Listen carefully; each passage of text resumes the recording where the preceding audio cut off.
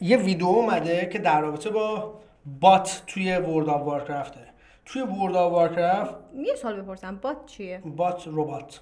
خب ربات توی ورلد آف وارکرافت نسخه قدیمی یعنی کلاسیک، خب که الان خیلی هم طرفدار داره، مردم بازی میکنن، میشه ربات زد، از یه سری نرم افزارها استفاده کرد که ربات بزنی. خب و این یارو که ربات به جات بازی کنه؟ نه، مثلا طرف میاد 10 تا 20 تا 50 تا اکانت رو روی LCD خیلی بزرگ 60 اینچ میاره، همه رو همزمان کنترل میکنه و مثلا مولتی کاراکتره دیگه. چجوری بهت بگم، یهو میبینیم که 50 تا کاراکتر دیگه جا هستن و پشت سر هم هی یه کارو انجام میدن، هی میرن مثلا میتونی باشون رید بری؟ نه رید چیه؟ رید اتفاقا نمیتونی باشون بری، مثلا میرن فارم میکنن. 50 تا کاراکتر رو با یه پیسی میشه کنترل کرد با افزار که میرن مثلا 50 تا کلیک میکنن روی گل و نها کن دیگه، به جای یه دونه گل در بیاره گل گل یا سنگ در بیاره 50 تا زد داره 50 بکن دیگه، مثال دارم میزنم. و یورو میلیون ها دلار از این راه پول در میارن، میلیون ها دلار. مثلا چجوری میزنه؟ مثلا عجیب غیر قانونیه. بعد این بنده خدا که این ویدیو رو گذاشته، چند وقت پیش یه ویدیو گذاشت توی چنلش که دیگه نمیخواد ویدیو بذاره. گفت من دیگه ویدیو نمیخوام بذارم، این آخرین ویدیومه، this my last video. و توضیح داد توی این ویدیو که چیز شده، تهدید شده، تهدید جانی مالی، چی جانی، مثلا خودش و خانواده‌اش رو گفت مثلا میخوام خواهرم اینا رو بکشن، ما رو تهدید واقعی کردن. و بلیزارد تهدیدش کرده؟ نه بلیزارد تهدیدش نکرده، با ببینی عزیزم، این کسایی که یه مافیا، یه گروه مافیا تهدیدش کردن، مافیا توی ورلد آف وارکرافت. والا خب میدونی درآمدشون چقدره؟ 3 میلیون دلار در ماهه. کسی که از بات اون مافیاه 3 میلیون دلار در ماهه، خیلی عدد زیادیه. Yo, what up boys? بچه‌ها زیرنویسش هم میذارم اینجا، شما هم بخونید. So, حالا اگه it has been a couple of days since I uploaded my presumably last video. And at the time I wasn't lying. Because I had the worst 2 days of my life. It sounds like I'm overreacting. And I can understand why you guys would think و آرومتر شد، ادامه داد کارشو. that because you don't have access to all of the information. Well, today I'm going to bring you that information. تبلیغ. باشه تبلیغش بره. Yeni Sensodyne klinik beyazlık 2 ton daha beyaz dişler ve 7/24 hassasiyet korumasını Information. And I'm going to tell you something that 99% of the community is not aware of, including Blizzard. We have to start from the beginning. Throughout the period of time we have created videos, I've received these threats either میگه یه سری تهدیدا برام شده بود. through YouTube, through Discord or through my WhatsApp. میگه از توی یوتیوب، دیسکورد، حتی واتساپ بهم پیام میدادن. But none of those threats faced me because I know, as well as you guys know, that those are just empty threats. In fact, it wasn't any of the threats that I received. It was the threat that I didn't receive that scared the living shit out of me. میگه تهدیدی که اصلا تهدید نبود بیشتر منو ترسون. All of this was brought to my attention by a guy working within the industry himself. This Swedish guy is running 6 bots on the EU servers. He's running سرورهای اروپا 6 تا ربات. 5 of them on hardcore and 1 on era. 5 تاش توی ورلد آف وارکرافت هاردکور بود، یکیش تو ورلد آف وارکرافت era. کلاسیکه، بچه‌ها میدونن چیه. This guy reached out to me in game and said, "I want to show you something that will make you really angry." I accepted his call on Discord and he started streaming his Discord back to me. Discord backgroundش رو دسکتاپش واسم شیر کرد. He was extremely nice, he was very well spoken and he explained to me that he's making almost $2,000 from running these 6 bots. همین یارو با 6 تا داشت $2,000 در month. واقعا هم ببین اگه مثلا من استریمر نبودم شاید منم این کارو میکردم بچه‌ها. شاید باور He's paying about $100 for subscriptions and then a little bit more for the electricity and he's running everything locally on his machines. This means he has 2 computers, one which he's gaming on himself and then one standing next to him with a secondary monitor where he can monitor all of his 6 bots. من که خودم همین الان مانیتور آماده هستش. He found my videos very hilarious because he said he would never fall for it personally. He will never die to the methods that I'm using because he's actually able to manually take over control of the bots immediately if he sees something fishy goes on his other screen. Now this nice میگفت اگه چیزی میدید که مثلا داره میره زیر سوال، سریع خودش کنترل اون کاراکتر رو بر عهده میگرفت که از حالت اینکه مثلا زیر ذره بین نره Swedish رباتاش. guy. He didn't reach out to me because he wanted to show me his own setup. This guy reached out to me because he wanted to show me the Taiwan budding mafia setup. میخواست به ما مافیای تایوانی، تایوان مثل که مافیای طلا داره تو. He explained to me that these guys are not only budding in World of Warcraft. These guys are budding in Path of Exile, تو Path of Exile هم ربات میزنن. Diablo 3, Diablo 4, Last Epoch, New World, Pokemon Go, some Star Wars game that I haven't heard of, and a bunch of other games. Star Wars اینا که معروفه دیگه، دیابلو، Path of New World. We want to focus on World of Warcraft because that's our game of choice and that's really what we have interest in. He explained to me that this botting mafia is not running 4 bots or 6 bots. They are running 12,000. 12,000 ربات رو همزمان کنترل میکنن. 12,000 bots. If you can wrap your head around that this Swedish guy is making about $2,000 after paying subscription and electricity bill, you can only imagine how much money these guys are printing. And that's in World of Warcraft alone. You have to understand they're running this in 10 other games as well. 10 تا بازی دیگه هم تو اون انجام So میدن. explain to me that شخصی که 2,000 تا در میاره، تصور کنید کسی که 12 These guys میگه تازه 10 تا بازی دیگه هم اون انجام not میدن. only running their bots locally. That میگه مایا همچین چیزیه، میبینی؟ means they are using warehouses, but they also مثلا یه خونه میگیرن، یه خونه میگیرن که بتونن همچین تجهیزاتی رو ارائه بدن. utilize the cloud. If they و میگه از کلاود استفاده میکنه. کلاود گیم، کلاود چیه؟ فضای ابری. فضای ابری میدونی چه جوریه؟ فضای گیگی نیست، پی سی مجازیه. اینا اینترنتشو دارن برای اینکه راهگیر نشن. پی سی اروپا انگار. Europe or if they are botting in America, they are using از آمریکا و اروپا ربات میزنن. the cloud in that specific data center, so the bot is actually running within Europe region. That means that they don't get fucked over by the ping. This also explains why most of the hunters that we saw, at least in the میگه برای همینه که بسیار از هانترها توی کلاسیک میبینی که اسمشون چینیه ولی دارن اروپا بازی میکنن. beginning of my crusade, they all had Chinese names. So the bot actually looks like it's from Europe. If Blizzard were to check the IP address and where it's connected from, it's most likely in a data center somewhere located in Europe. But the bot is being operated all the way from Taiwan. Now this is not rocket science. You can probably figure this out. If you thought about it long enough, you would probably come to the same conclusion. However, what I'm going to tell you now blew my fucking mind, and I have goosebumps just talking about this. This botting mafia is splitting their bots up to one pack of 1,000 bots. This میگه تقسیم میشه به پک 1000 تایی. یعنی هر 1000 تا ربات یه پکه، یه دسته است. basically means they have 12 times 1,000 bots. They have a private developed software, private developed botting software. میگه اومدن یه نرم افزار رباتی مخصوص خودشون هم ساختن که مثلا 12,000 تا اکانت ها. خیلی عدد زیادیه. خیلی زیاده. خیلی با 6 تا همچین دارم. مثلا آنلاین الان خود وارویدین مثلا 300,000 تا که 12,000 تاش در واقع این مال این تایوانی هست مثلا. مثال دارم میزنم. آره. And they are making 12 different versions of this software. That means they are not identical. و 12 تا ورژن از این سافتور دارن که جدا جدا باشن. They mutate it and modify it in such a way that it looks like 12 different versions.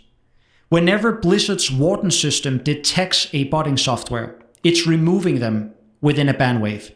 This means وقتی یکی رو شناسایی میکنه حذف میکنن. آره حذفش میکنن که وارد بندویو نشه، موج بند.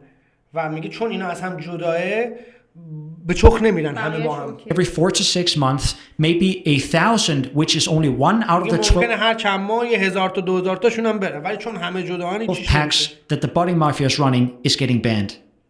And this explains why we as the community, when we see there's a ban wave, Blizzard comes out and they say, oh, we banned 33,000 bots. مثلا بلیزارد یاد میاد مثلا میگه ما 300,000 تا ربات رو بند کردیم، ولی بازم میبینی که 10 برابرش باز دوباره میاد. They're like clapping in their hands and we're like, oh great, now I can go farm again. And then you go to the location that you want to farm and the same 6 bots that you've seen there 8 times, they're still there. They're still there. And you're like, wait, didn't they just say that they had a ban wave? Why are these guys still here? That's the explanation. These guys, when the warden detects a botting software, it only removes that particular botting software. But the 11,000 other bots, they are still running. And here's another crazy part. The botting mafia knows this, that every 4 to 6 months, a ban wave rolls out. This basically means that they have already prepared a thousand new accounts and also a brand new version, a new mutation of the previous software. And those same bots that just got banned, the new ones are up and running that very same day, if not the day after. This is fucking insane to me. This basically means that out of their entire operation, every time there's a ban wave, they are only getting hit by 10% of their WoW bots. 10%. Now remember what I told you earlier. These guys are not just running bots in World of Warcraft, but in 10 other games. That means whenever Blizzard rolls out a ban wave, actually only 1 to 2% of their entire botting operation. میگه کلا وقتی مثلا تو وو هم بم بشن 2% از کل آپریشنشون، یعنی اون کل اون عملیات مثلا مافیاییشون 1-2% به چخ میره، چون همه آره دیگه مثلا 100 تا کامپیوتره operation is being affected by that ban wave, and the very next day it's back up and running. This is fucking incredible, and it basically واقعا چه بگم کاری ندارم، واقعا کار خفنیه، ولی خیلی خفنیه. مثلا مغزت انقدر کار کرده، من کاری به این غیر قانونی بودنش ندارم، ولی اونایی که نشستن بخ گذاشتن همچین گوی خوردن و نتشون کشید، تجهیزات، سیستم، اتاق، مثلا سوله اجاره کردن، از این کارا میکنن، اصلا مغزشون رو آی کیو 2000 that Blizzard are doing something. I'm not the one to say that they're not doing enough. But what we are observing, whenever we see a ban wave and we see the same bots running around right after the ban wave, and we're like, what the fuck? Why are these guys still here? I thought they banned them. That's the explanation. Blizzard are banning someone, but they are only hitting one part of the software. The 11 other mutations of that software is still up and running. حالا میدونی جالبش اینه که اینا تو گیم‌های دیگه هم هستن. Now let's get to you guys' favorite part. I'm terrible with math, so it's not my favorite part, so I will probably get something wrong, but we need to break down the numbers. If 6 bots is able to make $2,000, okay, that's the information that we got from the Swedish guy, then 1 bot is able to make a little more than 300. If you've watched my videos, you know that I like to downplay things. I want to make sure that we are on the right side of things. So let's say that we remove 20 to 30%, and 1 bot is actually only making 250. میگه به درست بگیم، میگه ما مثلا 20% هم برمی‌داریم. That way we know the bare minimum of what they're able to produce. Minimum. Then we take that number, we times it with 12,000. That's اگر 250 میشه 3 میلیون دلار. فقط وو 3 میلیون دلار که از گوشی رو بیاد بزنید چند میشه؟ الان گوشیم نمیکشه این همه صفر رو. چرا 3 میلیون دلار 3 میلیون رو بنویس. 3 ضرب در 80,000 82,000 تومان متاسفانه، ولی خب اوکی 800 زدی عشقم. او تقسیم بر 240 میلیارد 240 بچا اینا دارن ماهی 240 میلیارد از ورلد آف وارکرفت پول در میارن. مینیمم رویایی ازم ماهی 240 میلیارد از ورلد آف وارکرفت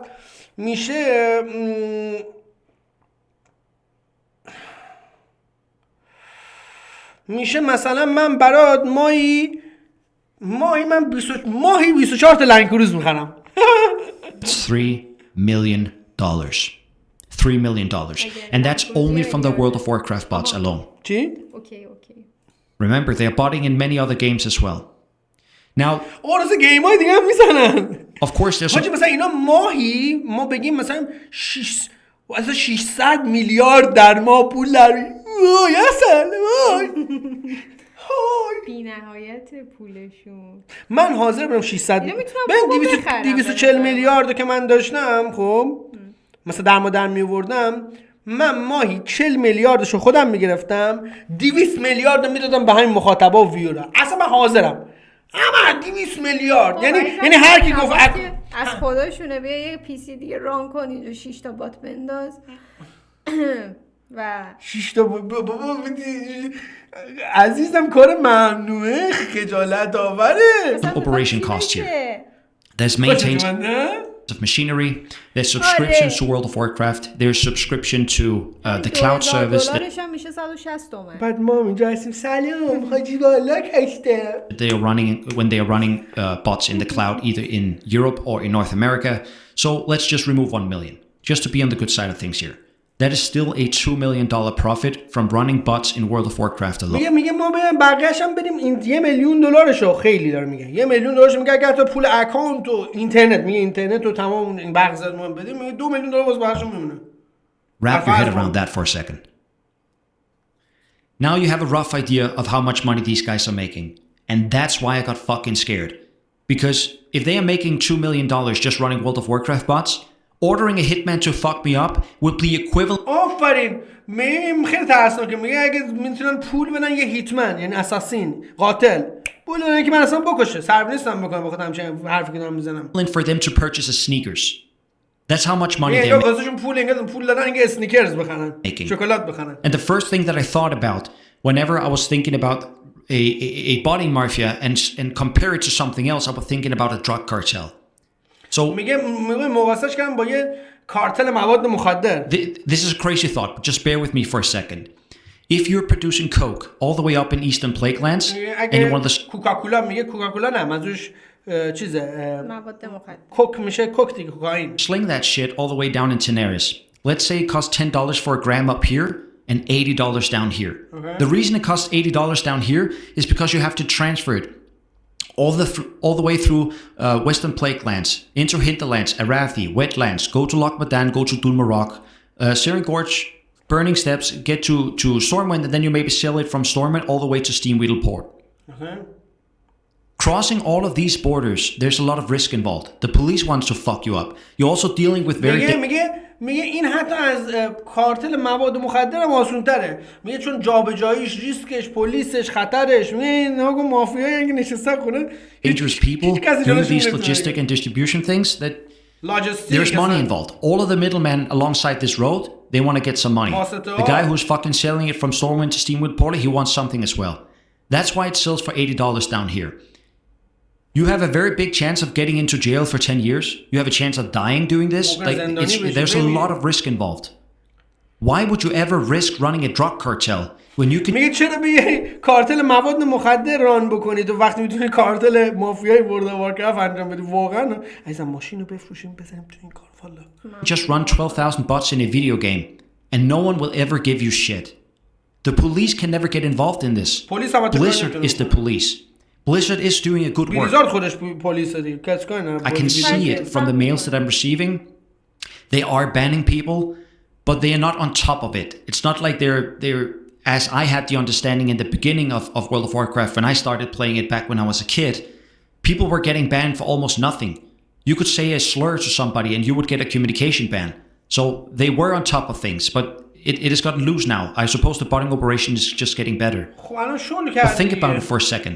Why would you do all that risk of logistics, of selling drugs and transferring drugs, if the same people, the same type of person can start a botting operation instead? I believe that's why they call... منم خونه دارم دیگه. تاش پول برق میدیم. برقم که تو ایران پولش در میاد دیگه عزیزم بزنیم تو کارش. بچا این آخرین استریم و ویدیو منه خدا نگهدار. Call it the mafia because it's the same type of person. They just changed what they're selling and they changed how they acquire it. That's why I got scared. Whenever I saw my information being leaked in there, it was not a death threat that I received, as I said. It was the one that I didn't receive. And these guys are printing money. That's why I got scared. پول دارن پرینت میکنن. ترسناکه واقعا. آره میگه من میترسم میگه چون اینا که همچین پولی دارن هر کاری دلشون بخواد میتونن با هر کسی بکنن. I can understand it from the botter's perspective. I understand it from Blizzard's perspective. And I understand it of course from my own perspective. I don't want to be a part of it because I don't want to die. The botters don't want to stop because they're printing money. And Blizzard don't want to stop it. Of course they want to stop it, but they don't want to stop it that much because they are also getting money. And also, we do not understand the difficulty of removing bots. We see it from a player's perspective. I use 16 hours per day in this game. That's why I see the bots. But if من روزی مثلا 10 ساعت 15 ساعت هم بازی میکنم، برای ربات‌ها همش میبینم. guys that are responsible of removing the bots are not the ones that are actually playing the game. کسایی که مسئول ریموو کردن رباتان توی وو بازی نمیکنن. Don't see how large a problem this really is. Because واقعیتش هم همینه، بلیزارد نمیدونه و من اصلا یه حسی خیلی بدی دارم که اصلا بلیزارد میدونه و هیچ کاری نمیکنه. they don't experience it in the game. I believe it's important that the people that should remove the bots are also the people that actually plays the game. Now, Asmongold has a great point. I want to show this because he actually put some light onto this. Threaten to kill someone just because your business isn't working anymore? Well, of course you do. آره واقعا این کارو میکنن. So like if you have somebody that's hurting your business and you can kill them and then have the business work, well then why wouldn't you want to kill them? Of course. Yeah, duh. That's why they do it. That's why they're threatening him. Absolutely. Yes, fucking obviously. So exactly as a point here, remember this is taken out of context. Asmongold is on our side. So don't take this out of context. I understand why I'm getting threats. I really do. And I understand if I said this in one of my very early videos, if I would receive a ban from Blizzard, I would understand it as well. Because in terms of conduct, they say that you cannot grief other players on hardcore. I don't qualify bots as being real players because to me, World of Warcraft is all about killing NPCs. A bot is an NPC. I'm just killing an NPC within a game, to my defense. But I understand if you dig into the terms of use or code of conduct of World of Warcraft, I'm griefing. So I understand why Blizzard would ban me. I understand why the botters are interested in killing me because I... واقعیتش اینه که ببین اینا تنها راهش میدونی چیه؟ باید اولا که راهش اینه که اینا مثل قدیم جی ام واقعی بذارن. قبلا توی ورلد آف وارکرفت هزینه داشتیم ایزا.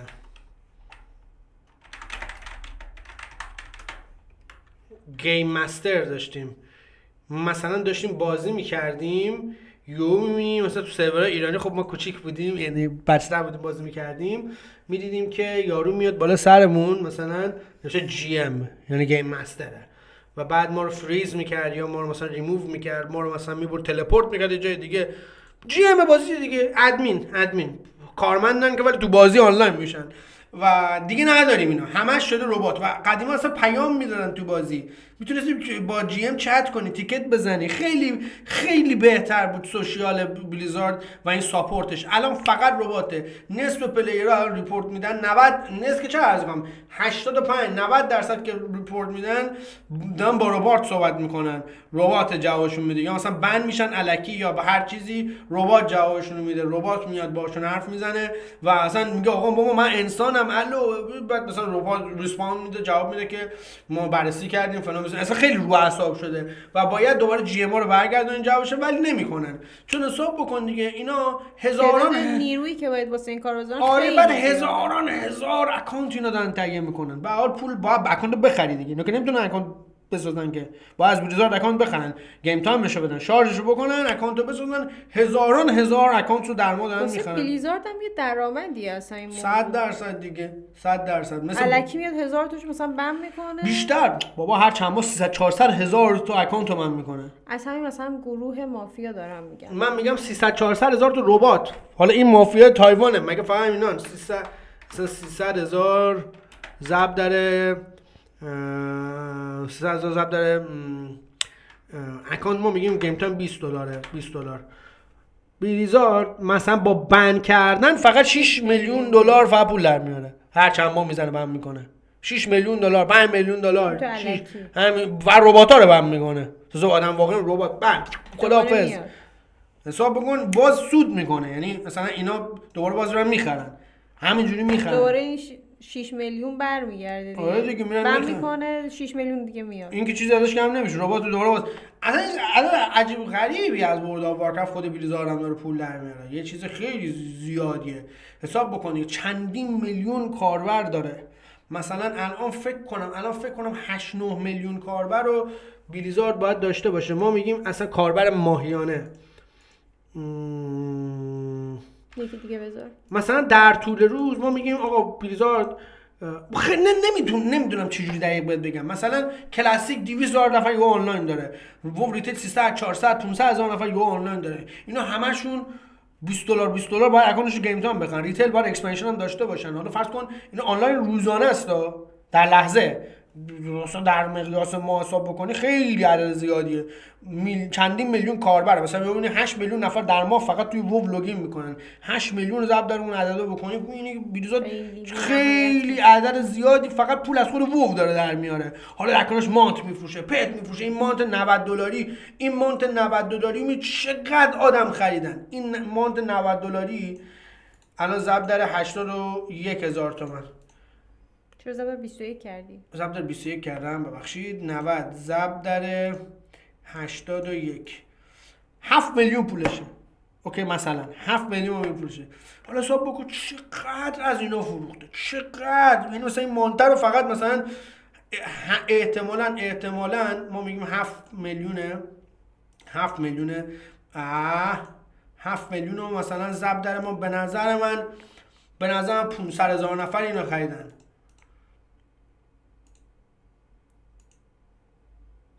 بیا تازه اینو باید اون 3 تا صفر 3 میلیارد و 500 3 میلیارد مثلا 3 میلیارد 500